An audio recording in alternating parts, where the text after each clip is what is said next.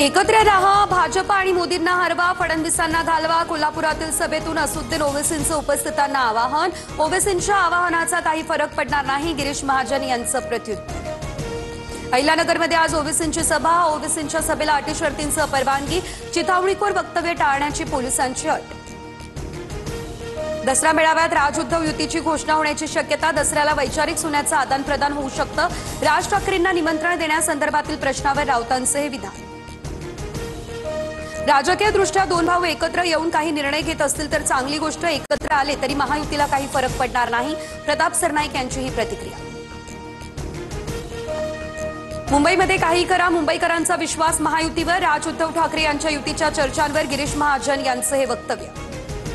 साताऱ्यातील कोयना धरण परिसरात भूकंपाचे सौम्य धक्के. 3.4 रिश्टर स्केलच्या भूकंपाच्या धक्क्याची नोंद. भूकंपाचा केंद्रबिंदू हेळवा गावाच्या परिसरात.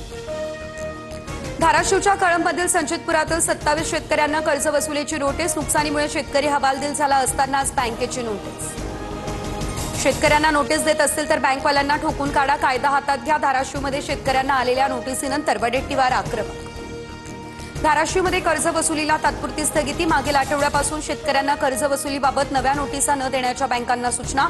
जिल्हाधिकारी कीर्ती किरण पुजारा यांची माहिती.